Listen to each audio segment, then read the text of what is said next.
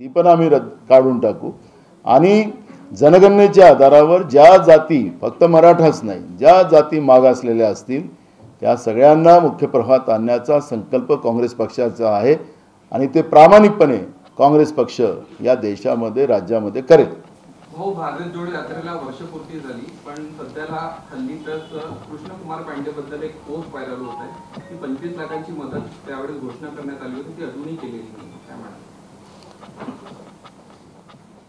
एक गोष्ट असं आहे की हे आमच्या आता कोणी विरोधक करत असेल त्याला भाग नाही आहे, तो वेगळा आहे. मला तेच म्हटलं आहे ना, कृष्णकुमार पांडेच्या परिवारातलं कोणी बोलत असेल तर मला सांगा. जी गोष्ट आमचं त्या परिवाराचं काँग्रेसचं नातं काय आहे ते आमचं पारिवारिक नातं आहे आणि या नात्याला कोणी बाहेरचे लोक कलंक लावायचा प्रयत्न करत असतील तर तो त्यांचा प्रश्न आहे. पण जी बाब आहे ती आमची बाब आहे. आता काही भेटत नाही अशा पद्धतीचं कोणी करत असतील तर तो त्यांचा प्रश्न आहे. जरांगे पाटलांनी आता प्रेस कॉन्फरन्समध्ये त्यांचा स्टँड एकदम क्लिअर केला की आम्हाला कुणबी प्रमाणपत्र हे सरसकट द्या, वंशावळ मागू नका. त्यानंतर कुणबी समाज संघटनांची नागपुरात तातडीची बैठक झाली. सर्व शाखीय जवळपास सर्व समाजाची कुणबी समाजाच्या घटकांचे प्रतिनिधी उपस्थित होते. त्यांनी उद्या एक महाबैठक बोलावून आंदोलन आणि त्याच धर्तीवर उपोषण करण्याचा इशारा दिला. यांचा स्टँड असा आहे की कुणबी समाजामध्ये मराठ्यांना आरक्षण देऊ नका. या दोन्ही गोष्टींकडे तुम्ही कसं पाहता, तुमचा स्टँड काय?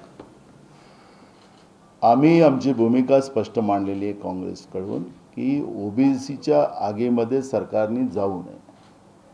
मराठा आरक्षणाच्या बाबतची भूमिका भाजपनी सत्तेत येण्यासाठी मांडलेली होती, 16% आरक्षणाची. त्या पद्धतीनं ते सरकारने करावं.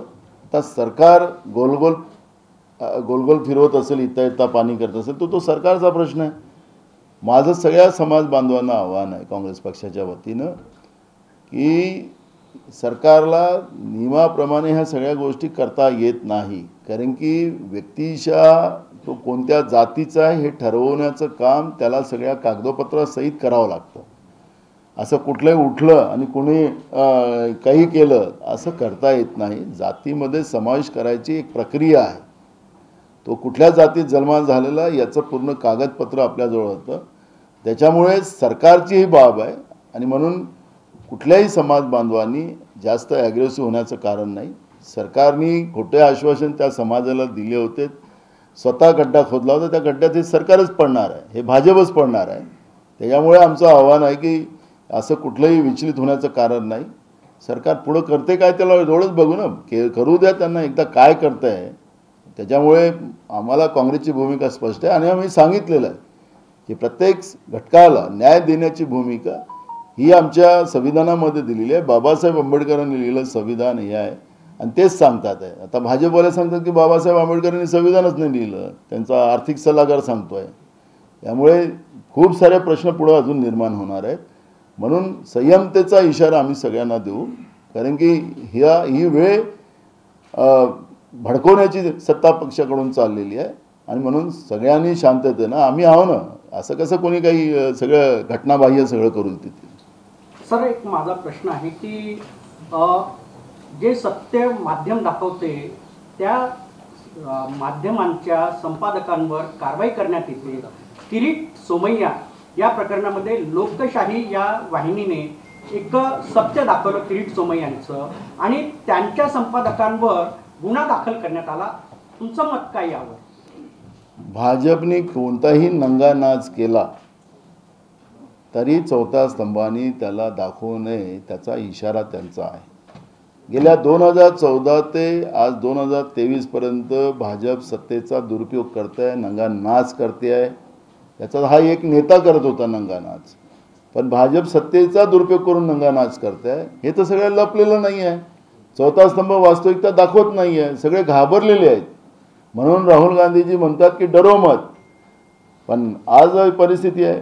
आता हे विशेष अधिवेशन बोलवलेलं आहे, त्याची एक प्रक्रिया आहे पण त्याच्यावर कोणीच बोलत नाही. खरे लोकशाही चौथा स्तंभात जिवंत असती तर आतापर्यंत या 5 दिवसाच्या विशेष अधिवेशनावरच्या सगळ्या प्रतिक्रिया आल्या असत्यात. पण आता त्याच्यावर चर्चा काय? तसं चर्चा एक येतं की एक देश एक पूर्ण निवडणुका, मग कोणी सांगतो की महिला कायदा हे आरक्षण येणार नाही, महिलांचं आरक्षणाचं बिल येणार आहे, कोणी म्हणतं की समान नागरिक कायदा येणार आहे. काय होतं आहे, काय अजेंडा पुढं नाही, विरोधकाशी चर्चा नाही. एका विपरीत परिस्थितीत जेव्हा विशेष अधिवेशन घेतलं जातं त्यावेळेस विरोधकांना बोलवलं जातं. इमर्जन्सीच्या वेळेस पुढे युद्ध असेल काय असेल अशा परिस्थितीमध्ये विरोधकांनाही बोलवलं नाही. चौथा स्तंभामध्ये कुठंच चर्चा नाही. हे बिल येणार आहे, ते बिल येणार आहे, त्याच्यावरच चर्चा चालू आहे. आखरी काय चाललेलं आहे या देशामध्ये? संविधानिक व्यवस्थेला सगळं डावलून देशाचं सरकार काम करत आहे, नंगा नाच करत आहे. जसं तो नंगा नाच सांगितलं ना लोकशाहीमध्ये आपण पाहिला सगळ्या देशांनी, तर तसा नंगा नाच होऊ द्यायचा असंच असेल त्यांचं. आणि जो कोणी त्यांच्या विरोधात बोलेल, त्यांच्या या तानाशाहीच्या विरोधात बोलेल, त्यांच्या नंगा नाचाच्या विरोधात बोलेल, त्याच्यावर आम्ही गुन्हे दाखल करू, हीच प्रतिक्रिया झालेली आहे. आणि म्हणून कमलेश सुतारवर गुन्हे दाखल झालेले आहेत, त्याचा आम्ही निषेध करतोय. अजित पवारांनी म्हटलं होतं की आदेश कोणी दिले हे तुम्ही सिद्ध करून दाखवा लाठीचार्जची.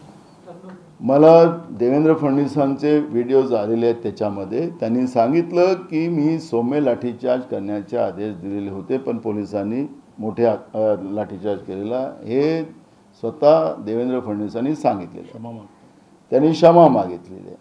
मग आता अजितदादा पवार दादागिरी आमच्याकडे करायची, तर आता तिथे पण करा ना दादागिरी.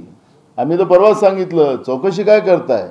घरात दम असेल तर त्याच्यावर गुन्हे दाखल करा तुम्ही गृहमंत्री राज्याच्या.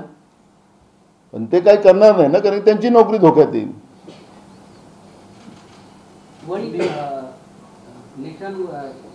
एक देश आणि एक चुनाव इलेक्शन हे फायद्याचं राहील का तोट्याचं देशाला? आता येऊ द्या, त्यांना पुढं पुढं काय आणतात की नाही आणत त्याच्यावर. आज काय येणार आहे तेच तुम्हाला नाही माहीत ना, मला माहीत नाही. त्याच्यावर मी कशाला चर्चा करायची? आल्या स्टॅलिनच्या मुद्द्यावर काय भूमिका तुमची? आणि ते म्हणाले आज की सनातन धर्म हा HIV आणि कुष्ठरोग या बिमारी एवढा आहे. म्हणजे जे बोलले यापूर्वी स्टॅलिन बोलले ते खूप कमी बोलले. सनातन धर्म हा HIV आणि कुष्ठ या लेवलचा रोग आहे. याच्यावरची काँग्रेस पक्षाची इंडियाचे मेंबर म्हणून तुमची काय प्रतिक्रिया? काँग्रेस पक्ष या देशामध्ये मोठा काळ सत्तेमध्ये राहिला, बाबासाहेब आंबेडकरांनी दिलेल्या संविधानाचं पूर्ण पालन करून राहिला. त्या ठिकाणी सर्वधर्म समभावाची भूमिका आमच्या संविधानामध्ये ठेवलेली आहे आणि काँग्रेस पक्षाने आजपर्यंत या देशात ती परंपरा चालवलेली आहे. कोण काय बोलतोय त्याच्याशी आमचा काय संबंध नाही. आम्ही ही भूमिका रविवारी स्पष्ट केलेली आहे. आमची भूमिका स्पष्ट आहे, सर्वधर्म समभावाची आहे. कोणी धर्माच्या नावाने राजकारण करायचं तो त्यांचा प्रश्न आहे. काही आता सनामधन्य काही संघटना पुढं आल्यात, गुन्हे दाखल करायला निघाल्यात. आमचं म्हणणं आहे की या देशामध्ये आता हिंदूंच्याच जास्त आत्महत्या चाललेल्या आहेत. शेतकरी कोण आहे? या देशाचा अन्नदाता कोण आहे? तो शेतकरी, तो हिंदूच आहे. त्या आत्महत्या करते, त्याच्यावर का नाही बोलत काही लोक? हेही बोललं पाहिजे ना. ते चुकलंच. आम्हाला ते संविधानाच्या विरोधात कोणी जाऊन बोलत असेल त्याचं समर्थन आम्ही करणार पण नाही. पण शेतकऱ्यांच्या आत्महत्यावर ते हिंदू आत्महत्या करतात. बेरोजगार पोरं या देशामध्ये हिंदूची संख्या जास्त आहे, ते आत्महत्या करत आहे. घरच्या गृहिणी त्यांचं घर चालवू शकत नाही म्हणून आत्महत्या करत आहे. महागाई कोणी वाढवली? याच्यावर पण चर्चा झाली पाहिजे. याच्यावर पण आमच्या काही तथाकथित संघटनेने बोललं पाहिजे. आमची एवढीच भूमिका आहे. मी पण हिंदू आहे, त्याच्यामुळे आमची भूमिका स्पष्ट आहे. जे संविधानात आम्हाला जे सांगितलेलं आहे त्या संविधानिक व्यवस्थेप्रमाणे कारभार या देशाचा चालावा. प्रत्येकाने त्याच्यातच सांगितलं की सर्वधर्म समभावामध्ये कुणी कोणाच्या धर्मावर टीका करू नये हे सांगितलेलं आहे. त्यामुळे आम्ही ते वागणारे लोक काँग्रेसचे आहेत. कोणी काय बोलतो त्याच्याशी आमचा काही संबंध नाही. अलगड सगळं आहे का तुमच्या याच्यामध्ये? इंडियामध्ये सगळं अलगड आहे. काही आम आदमी पार्टीने म्हणतात की पंजाबमध्ये आम्ही भारतामध्ये विविध जाती, विविध धर्म आणि विविध भाषाची लोक राहतात. फिर भी भारत एक आहे. चल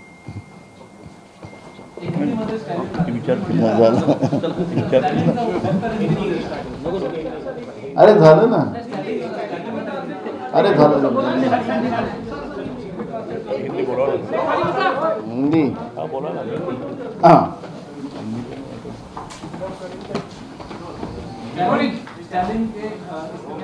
नाही याचा दुसरा प्रश्न हाँ आपला ए राजा ने कहा नहीं वो नहीं है।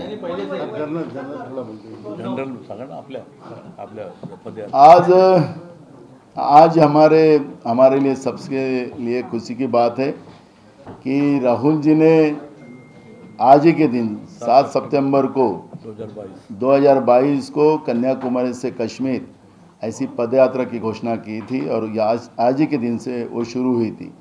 आज पूरे देश में इस दिन को हम बड़े उत्साह से मना रहे हैं और आज का दिन हमारे लिए प्रेरणा दिन है कि राहुल जी ने इस देश में सद्भावना बनाने का एक सपना देखा था, उसको उन्होंने पूरा किया। जिस तरह से 2014 की सरकार जो नरेंद्र मोदी जी की आई और उन लोगों ने जिस तरह से देश में धर्म और जाति के आधार पर लोगों को विभाजित करने की कोशिश की, लोगों को डराया, धमकाया, इवन सभी संवैधानिक व्यवस्था को बर्बाद करने का काम किया। देश में दहशत का जो वातावरण था उसको प्रेम का संदेश देके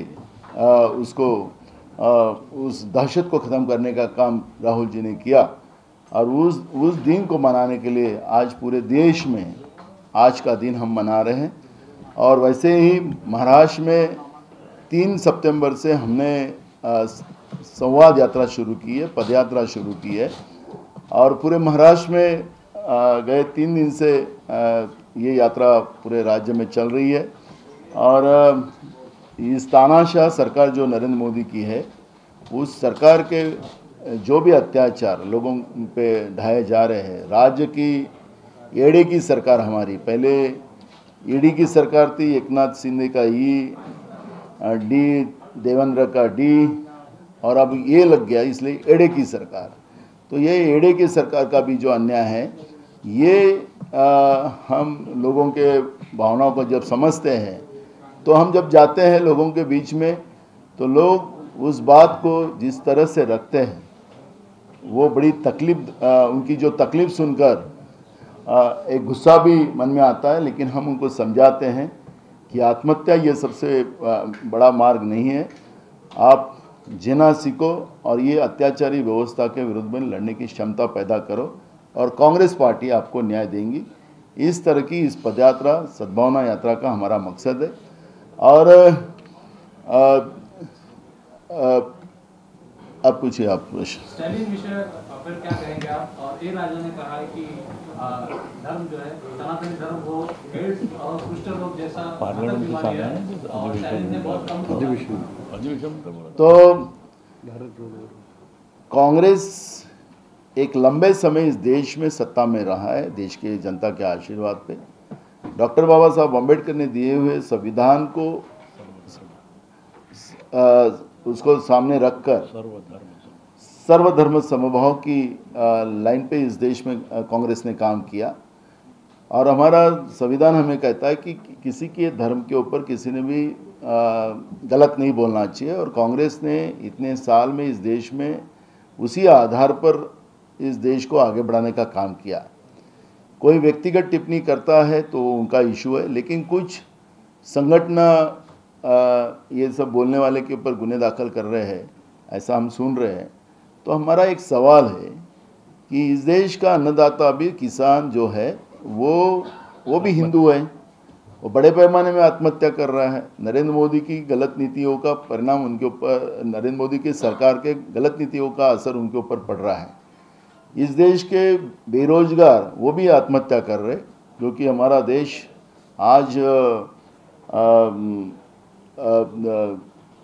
बेरोजगारों का देश बनते जा रहा है। गरीबी बड़े पैमाने में बढ़ती जा रही है, गृहिणी आत्महत्या कर रही है, मणिपुर की घटना महिलाओं पे अत्याचार होते जा रहा है। और तब वो कोई संस्था आगे नहीं आती। हमारा कहना है कि मैं भी खुद हिंदू हूँ, जब हमारे सिर्फ धर्म पे नहीं, और मैंने तो कई बार नरेंद्र मोदी जी का भी स्टेटमेंट सुना, वो कहता था कि हिंदू ऐसी कोई संस्कृति नहीं है, हिंदू तो एक जीने का तरीका है। अगर वो बोलते हैं हिंदू ऐसी कोई संस्कृति नहीं है तो उनके ऊपर क्यों नहीं गुने दाखिल करते? उनके ऊपर भी बात होना चाहिए। लेकिन मुझे उस जाना नहीं है, क्योंकि हमारा कांग्रेस की भूमिका स्पष्ट है। हम संविधान के आधार पर हम लोग काम करने वाले लोग हैं और सर्वधर्म का आदर करने वाले हम लोग हैं। और इसलिए हमारी भूमिका स्पष्ट है कि सबके धर्म के ऊपर सबके धर्म का सम्मान करना चाहिए, ये भूमिका हमारी है। मुझे लगता है कि एक सद्भावना पूरे देश में बने, यही भूमिका कांग्रेस पार्टी की है।